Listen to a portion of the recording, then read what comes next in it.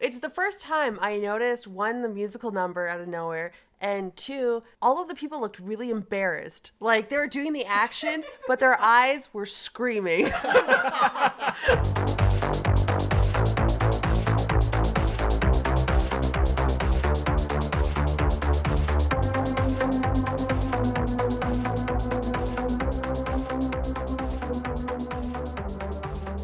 Hey everybody, you're listening to the MILKSHAKE Boom, quite possibly the greatest podcast ever made, but probably not.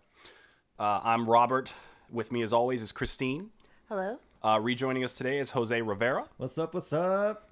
And Robin Kaufman. Hello. And as you can probably hear in my voice, I'm a little under the weather, but the show must go on because every single week the MILKSHAKE Boom talks about a movie that somebody on the panel loves and they feel is underappreciated and needs to be rediscovered in some way. And this week, the movie we're talking about is from 1989, starring Robin Lively, directed by Dorian Walker, and that movie is called Teen Witch.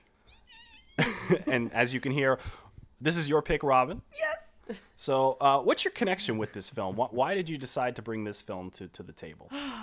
I saw this movie when it came out in 1989, and I was 10 years old. And looking at the movie now, I can see why I probably just loved it as a kid, because the lead actress's name is Robin. Oh, fair enough. And she has red hair, which I do. And she's a dork, you know, she's the ugly duckling who becomes a swan. And I was an ugly duckling, and I wanted to be a swan so bad. And so this movie was like, oh, maybe I could get magic powers and become a witch and become popular too. So, and it totally happened. Oh, good. Excellent. That was going to be my follow-up. So congratulations on having the powers of a teen witch. Thank you. Now, having seen it more recently, spoiler-free, of course, do you feel the same way about the film? Like, some people might say that some great high school 80s movies would be Breakfast Club or Pretty in Pink, but I think this movie beats them all. Fuck those other movies. Teen Witch is the best 80s movie ever, and I still love it. And it has songs. Yes, it does. Yes, it Would you definitely Amazing does. songs. Would you say some of them are untoppable? You can't top that. It's all I have. Fair enough. So, Robin, do you have any final thoughts that one last pitch for the film before everyone runs to go see the quintessential 1980s film? Oh my gosh. Just run to see it. I don't know how you're going to, because I can't find it on YouTube. I can't find it on Amazon, but you can buy the DVD, and I totally recommend that you do. All right. Well, having said all of that, we are going to go ahead and have a quick musical interlude, and then if you would please rejoin us while we talk about 1989's Teen Witch.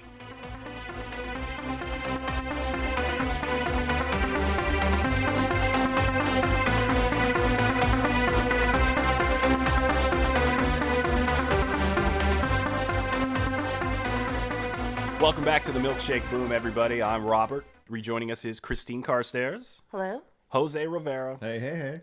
And this week's guest, Robin Kaufman, with her movie Teen Witch. Hi, everybody. Actually, Robin, if you would mind to get us rolling, could you go ahead and give us the synopsis of this film, or just kind of a brief... Absolutely. It is about a girl whose name is Louise. She's 15 years old, and she's extremely unpopular, dorky-ish. She's way too attractive to actually be really dorky, but supposedly dorky, and in love with the senior football star, Brad. She finds out she's actually a witch. She's going to get powers when she turns 16, and she does, and she uses those powers in various ways. So how does this movie start out again? With the most amazing 80s montage video. That! Exactly. Wow. Yeah. I want to say this. The sax Exactly. is strong with this one. It hits you right away, and it does not let up throughout the entire movie. It is unrelenting. The alarm goes off. It was Louise's dream. And we cut to Louise's obnoxious brother, who is underneath the bed eating chocolates, reading her diary.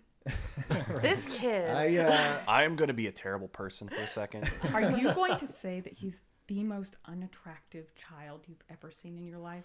No, that was darker than That's what I want to say. Wow. That poor kid is... It's just weird. He delivers lines like he's a drunk 40-year-old Yes. woman. You're a dog, Louise. A dog. But I'm sure we'll get to Richie a little more later. So Louise is having breakfast. Her father is played by Dick Sargent, who is the second Darren in Bewitched. And I'm embarrassed to say that I did not make that connection until 45 minutes after watching the movie. Yeah. I was like, oh, that's why. That's why he's in this movie. It's a witch thing. And he says to her, sweetie, you're my favorite daughter. Yeah. Which is kind of an empty statement.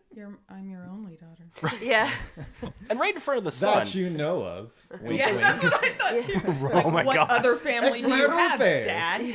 So they cut to high school, and sure enough, there's like a skateboarder introducing the high school, Oh, and God. that's when you get. Don't forget the BMXers.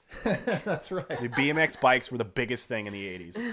And that's when you're first introduced to white boy rapping. Oh, Which God. I firmly believe that this movie put one of the final nails in the coffin into old school rap and paved the way into gangster rap by being so terrible. Well, this movie was made in 1989, and I'm pretty Exactly, sure yeah. that was... All right, so here it is. Here's a theory. Okay, so this movie was released in 1989. It killed old school rap, and then in 1991, who released an album? His very first one? Mr. Tupac Shakur. Tupacalypse Now. I rest my case. Hashtag I rest my case. Close. I'm going to counterpoint that by saying that literally nobody saw this film because it was... We're the only four people who have seen this film in 20 was years. I mean, it was budgeted at $2.5 million, and it collected $27,873. You know what? I believe that is enough to seep into the But- national consciousness. There was one young man in that theater named Tupac Shakur. Exactly. I am shocked to hear those numbers. Were you Wow. part of Yeah, that I've dollar I was total? I probably at that time paid $3 whole, I think, for a matinee movie. That was Think this that's entire probably- theatrical run. Was that Wow. $27,000? It says it on sad. IMDb. Theatrical run, Robin Kaufman. Yeah. And then it cuts to I Like Boys. Right, yeah. Sweet baby Jesus. Now, are you sure that's the title? Because I'm not sure they said it enough. That is the only lyric in the entire song. I like boys. Yeah. And they preface it with, hey girls, I've got a new cheer. And they turn on the music and they're in the locker room and I Like Boys comes Yeah, they're all on. they're all wearing like these one-piece like Leotards. yeah, and they all start doing this perfectly choreographed dance to this song that they all know the lyrics to, and they start doing towel tricks and like they're just having a ball. And then that's when we see Brad, and he's training. He's a quarterback, Oh, Brad, he's just so sexy and so clearly not 18. and he so clearly doesn't remember her throughout the movie. It's weird. It's like He sits like 2 seats away from her in English and also has drama with her and Brad is a dick.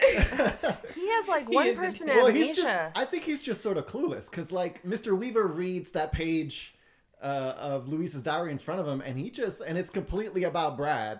And he knows this, and he just completely glosses over it. He doesn't seem to remember it. He's like a cat.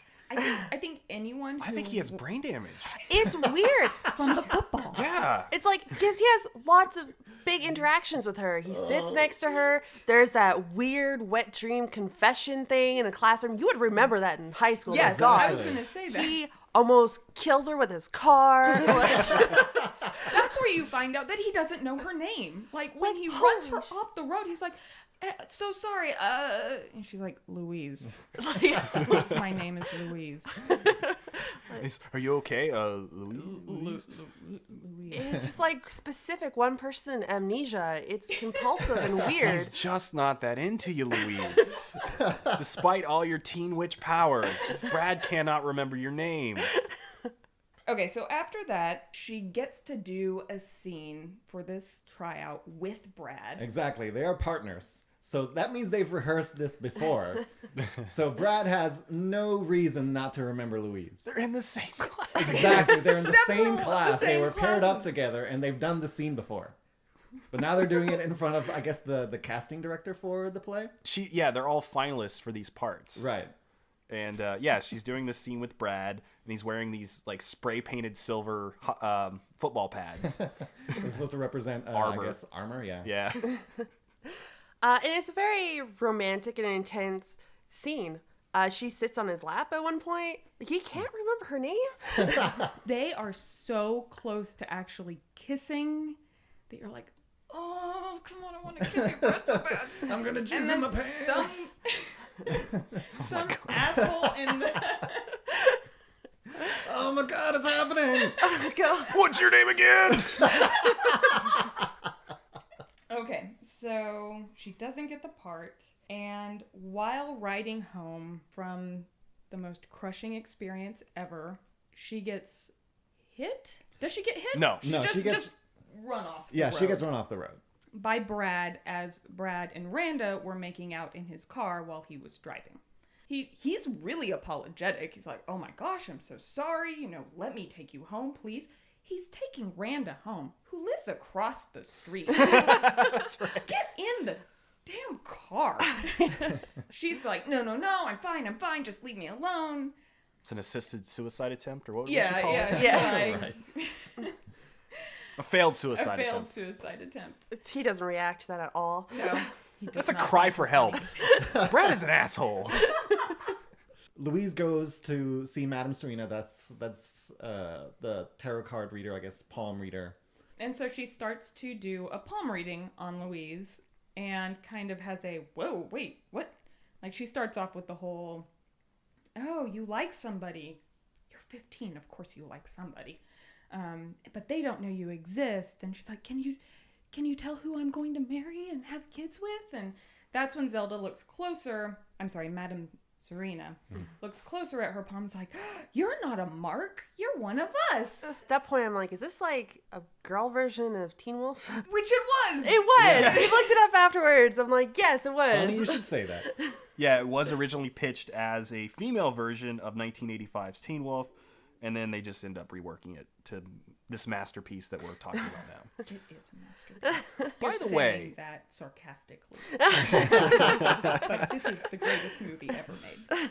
well, I did say to Christine at one point, my biggest wish, and unfortunately I won't get to live to see this, is that hundreds of thousands of years from now, when another civilization is sifting through our ashes, They find Teen this is what they find and base their entire history of what we were, erect statues and whatnot. The most important thing in the world is to be popular.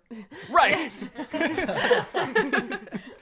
So how did Louise get home after? She must have been able to use the phone because essentially what happens is Madame Serena prophesizes that next week on her 16th birthday, she will receive powers.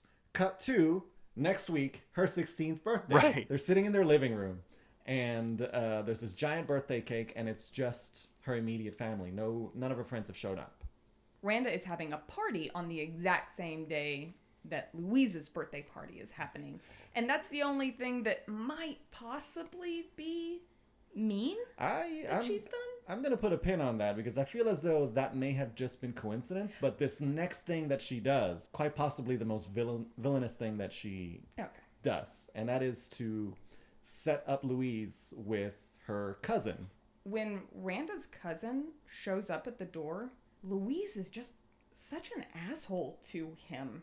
Just right off the bat. She clearly is repulsed by him. Like, for somebody that doesn't want to be judged on her appearance or being geeky, she immediately is just like, oh, you're a loser. I want nothing to do with you. She is super judgy. She is very judgy. So they go to this dance. She dances with him. That's when he says, do you want to go smoke some weed? She goes, I'm going to sit this one out. And she goes down to sit with her friend Polly. And as they're talking at this dance table, they look up and they see Brad. Brad, Oh, and Brad's Brad. dancing with Randa. And Louise says, I wish you would just look over here. And then he does, because she used her magic. And I don't think she did at this point. well, I think Well, anything she wishes for, the magic gets her. Yeah, I It's think so. definitely magic that does it, but she doesn't realize she's doing it at this point. Okay. Yeah. Yep. Yeah, like I said, like there's a couple of other instances where magic is clearly happening because of her, but you never really see her consciously do it. So she says, I wish he'd look over here. And he looks over and she's like, oh, I wish he'd come over. And then he starts he just like ditches his dance, Yeah. like date and starts wandering He over. literally puts his hand on Rhonda's face and pushes her away No, that does not to happen. make it. That's a lie. He dragged her over with him. He figuratively does that. He comes over to Louise and says, can I talk to you outside for a minute? And so they're walking outside. They have this moment, and Brad's like, "Oh man, look at the stars," you know, kind of romantic. And then Louise geeks Yeah, out. do you know that they're like a bazillion miles away? And if you made a wish on him, it wouldn't come true for 8 years? What does that mean? That's not true. That's I don't know if anybody told you this, but wishing on a star doesn't actually work. Unless you're a witch, and then it might work for you. After that, Randa comes up, says, hey, we're going to a party at Kiki's. Brad and I are going to drive in Kiki's car. You guys take Brad's car. Which I don't know any high schooler that would say, yeah, sure. That's when he says, just give me some soul kisses. I don't know what that means. He's like screaming and like grabbing over her. He's like manic. He's completely out of. yeah. Laughing like the Joker. And... He took a few hits right before leaving the dance. And he is high as a kite. I gotta be honest, I would love a David movie. And If he where wasn't is he dead. now? And well, Yes. that's exactly what happens, because at this point, Louise makes a wish, and she's like, I wish you would just disappear. And David does, never to be heard from again. I would have loved to have seen a missing poster at some point. Yeah. Which means Louise is a straight up murderer. Well, I mean, she never. I was hoping to see like a police officer show up because like. You know, she had no alibi. I mean, this could have turned into like season 2 of Serial. Well, to speak to your point, Christine, whenever Brad later on apologizes for David, he's like, oh man, I'm really sorry about David. Louise is like, oh, you know, don't worry about it. He's harmless. I just told him to fuck off and he disappeared. Oh, and she's stone-faced when she said that too. And Brad gives her this horrified, perplexed look. He's like, you know, David hasn't been heard from since that night. You were clearly the last person that saw him. And she clearly acts guilty as fuck. Because, I mean, like, where does she park the car? She called Jay. Well, no, like she, He helped her. They went to this park. Nobody's going to understand these references. Listen to Serial. Serial. Just listen to Serial. So he disappears and she's left in the car that's still going down the road, and so she has to steer from the passenger side. Which I don't know how exactly she was able to, whatever. yeah, she actually drives the car to her house. She grabs her bicycle. Yeah. She rides over to Madame Serena's house, who isn't at home. So she goes back home, and this is when she runs in the door, and you see her disgusting brother making a marshmallow pizza. This kid and food. This is so disgusting. There's food everywhere. There is pizza sauce just splattered on the walls. What pain is he trying to bury with food? It's just so compulsive. I wish I was your favorite daughter. Sorry. She runs in, and he's a little dick, and he starts insulting her. She insults him back, and then he does the whole, I'm rubber, you're glue, whatever I say sticks to you. I don't know how this thing goes. Yeah. You're not 5. That's why you don't know. Yeah. And so she repeats that saying that I can't say. And that's when he delivers. He's like, the best line ever. like, you think you're hot stuff because you went to a dance. And nobody wants to date you because you're a dog. A dog! A dog! And then he gets turned into a dog. Yes. Because she is rubber and he's glue. Oh, wow. Whatever he says bounces off her. I did You not can- realize I that was didn't the get that. logic. Oh, really? What? No. Wow. I got that. I just thought she thought it. Yeah. No. She was just thinking no, of the dog. it was the rubber glue. Wow, thing that's that deep. I couldn't say. So More respect for this film. They really thought it through. So he realizes instantly he's been turned to a dog. He's somehow talking. What you do to me, Louise? He's looking in a toaster, looking at his reflection. Oh no, Mom's home. She hates She hates dogs. dogs. She's gonna send me to the pound. You know what All they do his to lines, dogs in the pound. all his lines as a dog are 80 yards. So like they don't do that standby trick where they feed the dog peanut butter and it's like they try to make the dog Can talk. dogs eat peanut butter? So she drops Brother Dog into this already prepared bubble bath, and he instantly turns back into him. And they have a little fight, and then that's it for that scene. That's it. So that's when we go back to Madame Zarina's, and Well, okay. She notices the amulet at that point, right? yes. Okay, and then that's when she's like, this is what I also didn't understand. They're reincarnated witches, right? So they've been doing this for years, but she didn't recognize her. Thank you. That made no Yes, sense. It didn't. Because when Madame Serena sees it's not until she sees that little locket or amulet or whatever it's called, she's like, I need to show you something. And then she takes forever to go up this ladder and get this book out. And then she opens it up, and then she points to these, what I assume aren't photographs, because I don't think photography was invented. I assume they're wood etchings that look very realistic. I don't know. But it's Madame Serena and what's her name? Louise. Geez, Louise. Which, by the way, they say that later. I'm convinced that's the only reason she's called Louise is so somebody can say Geez, Louise. So the next day in the locker room, again, wearing their purple leotards. And again, with Louise standing in the corner being a creep. Yeah, lurking. Creeper Louise.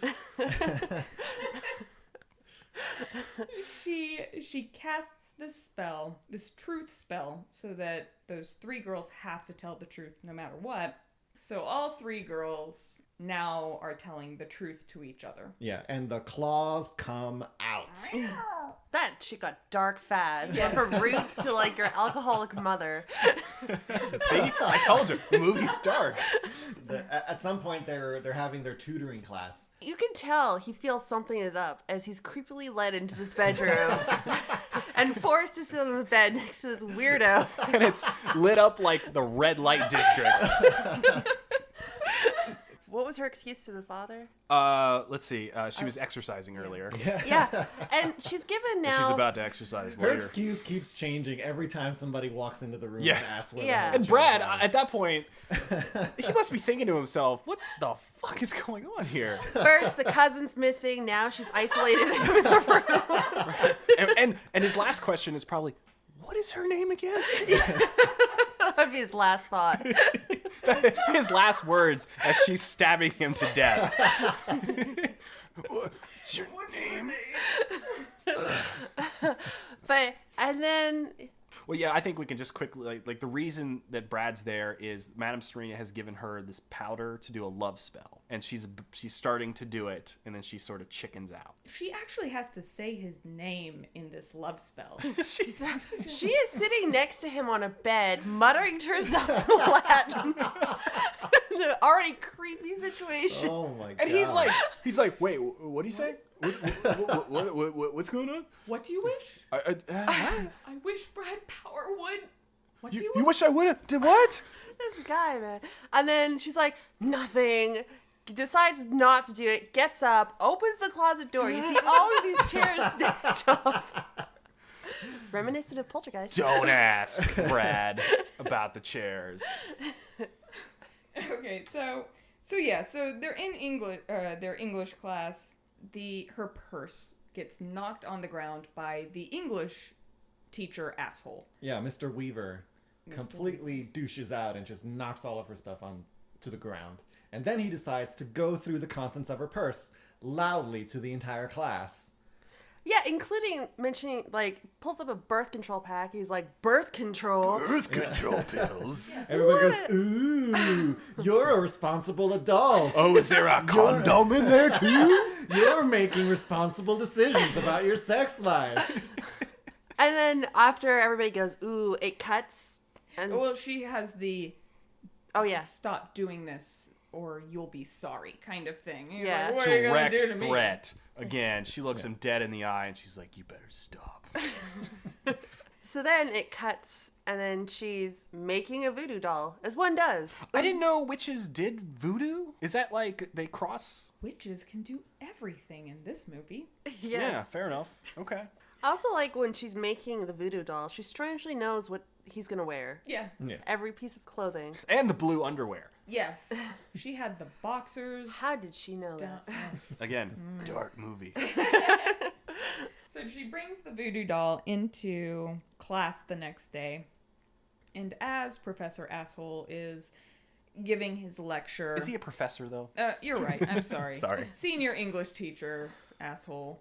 She starts disrobing the little voodoo doll, and that makes him start to actually disrobe in front of the entire class. It gets all the way down to his underwear, and he's just like, he's talking about it's hot, he takes off his tie, his jacket, and, you know, and the class is like, what's going on? And then luckily, for everyone's sake, including the audience, the guy walks in and he's like, Mr. Weaver! Yeah. He goes, it's hot. And then, what happens next? We go to the best part of the movie. This is when you see Polly and Louise riding on their bicycles. And that's when they see Rhett and his two friends Oh, God. doing the best rap of all time. 80s boombox. They cut to that and you hear the most generic 80s hip-hop beat. I'm hot. And you're not. But If you want to hang get with me, I will give you one shot. Top that. Top that. Oh, my God. It is... Best song. I thought, okay, I was like, holy shit, that is the most horrific, awkward thing I've ever seen. Their committed dancing to is film. But then It's it gets so worse. amazing. It gets worse. I didn't know that was possible. It literally tops itself.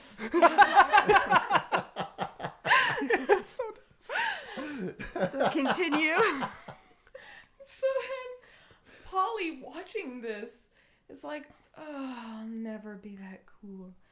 And so Louise, rubs her little magic necklace and kind of makes a little wish, and suddenly the radio kind of changes to the exact same beat.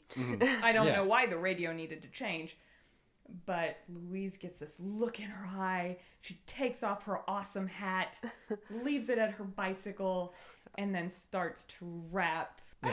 It's like supersonic, idiotic, dun dun dun. Yeah. Why would Yeah, anyone yeah. want Polly to at go this and point top does that? like the sort of counter argument to Red's "I'm so hot." I think, like, The look on his face. I want to get like a still of that. He's so like confused and almost angry and just like, Like, I'm getting served out of nowhere. yes, he was getting served. holy shit, my soul cringed at this scene. It is like, you can see the actor that's rapping. His eyes are screaming in mortification. He's doing the rap, and every like move he makes, you can tell he's forcing himself Yes. through the movements. You can feel the awkwardness like pouring off the screen. It's so painful. Your soul cringed? Mine sang in delight and sexual pleasure. Sexual pleasure. Yes. Wow, my you got God. weird I was kinks. so turned on Oh my god. by the sexuality that was oozing out of the screen. I screamed and went into a fetal position from the fucking awkwardness of it all. I was like, I felt so retroactively bad for these teenagers. Like, they knew when they were fucking filming that. They're like, if this hits theaters. Yeah, actually, I did read an article recently. They interviewed Robin Lively, the main actress, but they asked her about this scene, and she was like, "Oh yeah, they were not happy about having to film this at all. They were dreading this. They were just so pissed off. But they were terrified. They were professionals though, and they they said, well, we're going to have fun with this. This is the best we can, and this is ultimately what we got. Nailed it. So Louise wants to be popular. She wants to look like this very 80s pop star Shauna. And that's when Madame Zarina, pulls out this little purse. And we find out that that's the last of her powers. I couldn't tell if she was saying powers or powders. No, I think power. Power. I think power. That she was saving for the Ice Age. For a mink coat for the Ice Age. Which was like, is there a coming Ice Age that we're not aware of? Do we need to know about this? Yeah. Is this way more important than being popular? Yeah, right. But Get the mink coat. she straight up decides that, you know what, this is a worthy goal to have, to be the most popular girl in high school, because this shit matters in life, apparently. And so she's willing to sacrifice the very last of her powers to help this girl achieve her dreams. This movie has a terrible message. It's terrible. It really does.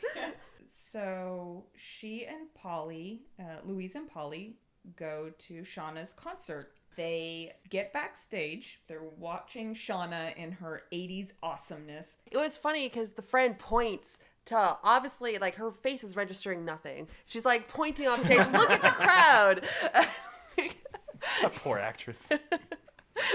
The instructions were any piece of clothing, I think. And what does Louise choose but this rock star's or pop star's most precious item of clothing? It is the good luck charm that she's had since her first album. Yeah. This is what happens to her now. She doesn't have her good luck charm. Yeah. So at this Dark. point, Louise has committed murder. Yeah. She has committed theft. She's also a felony counterfeiter. Yes. So now she has Shauna's clothing. She goes home and she gets to do the popular spell. And voila, popular. By the way, Bam, bam, bam. Bam, bam, bam, bam, bam. And it stops when she closes the door for a second.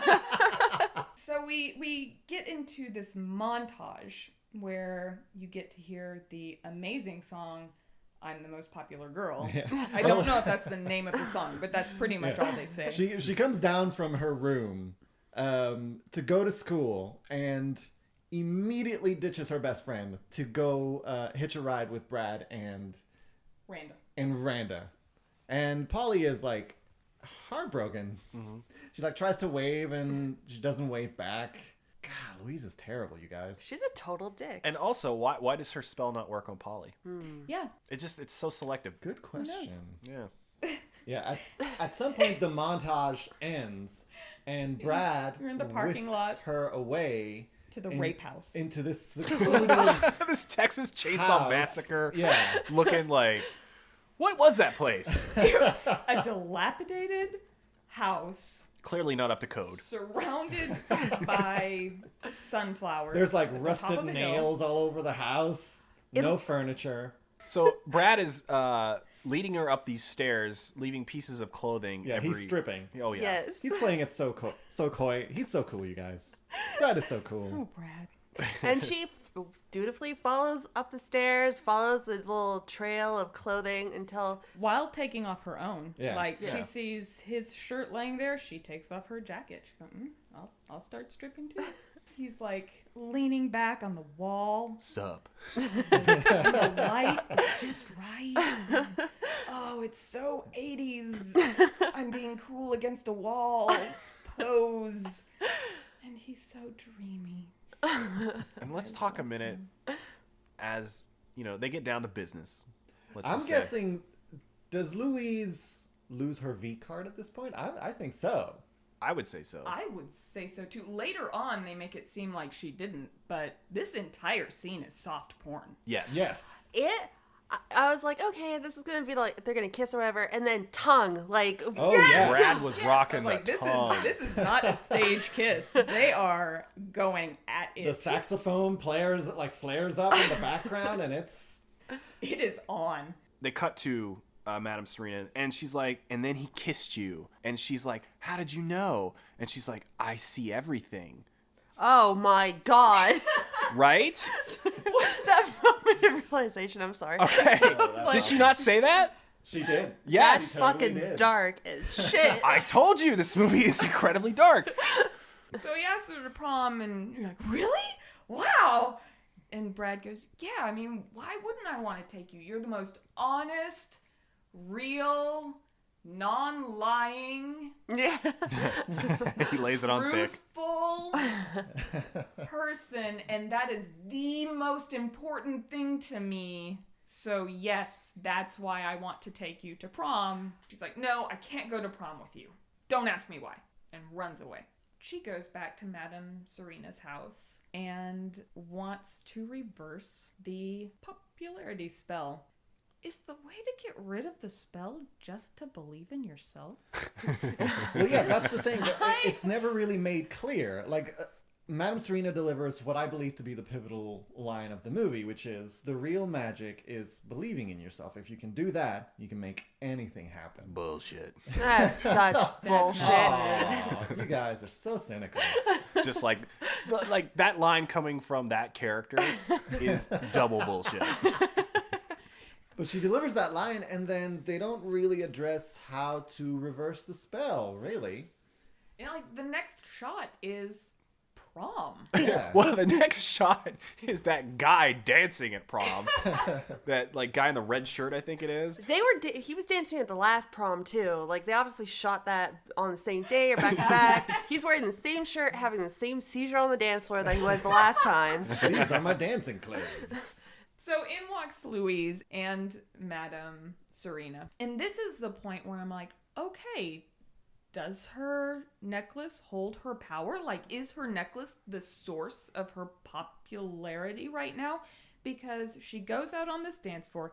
Everyone is doing a pre-choreographed dance with each other while looking at her. Yeah, the entire prom is assisting Louise in her dance, essentially. Yeah. Like Yes. they lift her up, they're strutting her around the entire dance floor, and then I think I figured it out. I think I figured out the magic talisman power Here we go. source conundrum. Tell me. I think the act of throwing away the talisman symbolizes Louise's desire for the spell to be over. And so she, by throwing away the talisman, she is wishing for the spell to be broken. Okay, fair enough. I think that's what happens. So why does So not- it's a wish. Exactly, yeah. She's making a wish, and she's symbolically throwing away the necklace to Madame Serena in order to symbolize that she wants the wish to be over. Okay, so at that point, the spell is broken. So now it's really up to Brad whether he wants to be with her. They eventually end up dancing at the end, but there's so many unresolved issues in this movie. I'm really angry at how this movie ends. Yeah. I was shocked that it just ended. Yeah. It was just, Well- that was it. I was like, what? Brad comes up to her. He's chosen her for her, not the spell. I say Bullshit. bullshit on that one. Because she's no longer the most popular I'm person. reaching. They have no connection whatsoever. He didn't know her name before. He had no interest in knowing her name. They have nothing in common. What have they ever talked about? Fucking nothing. And she lied to him the whole time. Yeah. Yeah. And he doesn't abide liars. Brad hates liars. That's the only glimpse into his personality we've gotten in the entire movie. And that's the one thing she totally violated. Exactly. You guys are being way too harsh. Okay, I don't know. I came in here and I thought I was the cynical one, but you guys. No, here's what like the movie. What makes me so angry about the ending of this movie? How this movie inspired anger within you alone. When I saw those credits roll, I was like, "What the fuck?" There were so many unresolved everythings. Yeah. I mean, first of all, they should have never gotten together. Brad should have immediately gone back to what's her name. She never resolves any issue with Polly. No, No. that all. that friendship is just gone. Okay, so that's the end of the movie. And that's the end of the movie. Right. Like, they're together, they're making out on the dance floor, and the end. Okay, so Done. All you need. let's get her thoughts on this movie. I guess About how it's the most amazing movie ever. we'll save you for last. This is your film. Christine, what did you think about Don't this start film? with me. Okay, fine. Jose.